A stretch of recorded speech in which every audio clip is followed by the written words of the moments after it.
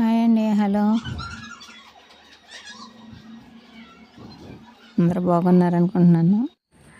నేను బాగున్నాను, అందరూ బాగున్నారు. ఈరోజు చేపలు వచ్చినాయండి బజార్లోకి. మా ఇంటి దగ్గరే పక్కనే సెంటర్లోకి అవి తీసుకున్నామండి. జీలకర్ర, ఎల్లిపాయలు, ధనియాలు, అల్లం కేజీ చేపలు ఈ 4 పేస్ట్ చేసుకుని పెట్టుకోవాలండి పక్కనే. ముందు కొంచెం చేపల్లో కలుపుకొని అందులో జీలకర్ర, ఎల్లిపాయలు, ధనియాలు సరిపోతుందండి. అల్లం అన్నీ కలిపి పేస్ట్ చేసుకోవాలండి. అది పేస్ట్ చేసుకుని పక్కన పెట్టుకోవాలి. చేప ముక్కల్లో ఉల్లిపాయ, పసుపు, కారం, అల్లం వెల్లుల్లి పేస్ట్, అది జీలకర్ర, ఎల్లిపాయ, ధనియాలు పేస్ట్ అండి. ఇది ఇవన్నీ కలిపేసి పక్కన పెట్టుకోవాలండి ముక్కలన్నీ.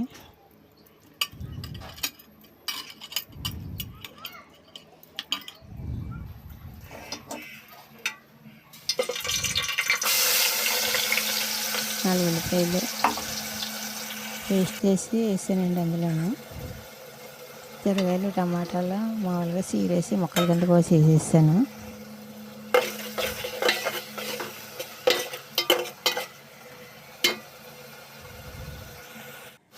బాగా వేగిన తర్వాత ఇప్పుడు ముక్కలు వేసుకోవాలండి. అందులో కొంచెం పసుపు, ఉప్పు కూడా వేసి బాగా వేగనివ్వాలి. ఇప్పుడు ముక్కలు వేసేస్తున్నాను చూడండి. అందులో కొంచెం నూనెలో వేగితే ముక్క మంచి టేస్ట్ వస్తుందండి. కొంతమంది కలిపెట్టుకుంటారు, నేనైతే కొంచెం ఇలా నూనెలో ఫ్రై చేసి అప్పుడు వాటర్ వేస్తానండి. ఇందులో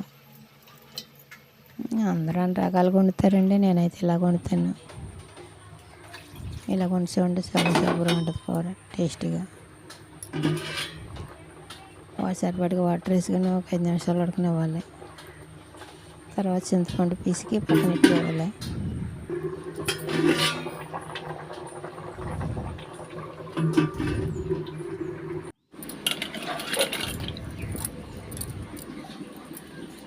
అది కొంచెం గట్టిగా పిసికి అది వడగట్టుకుని ఉంచుకోవాలి. 10 నిమిషాలు ఉడికిన తర్వాత చింతపండు వాటర్ కూడా వేసేయాలి.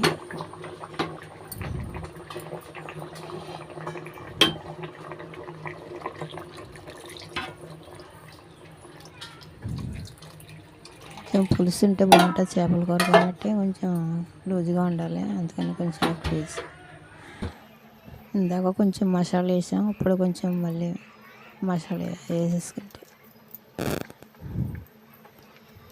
అంతే అండి.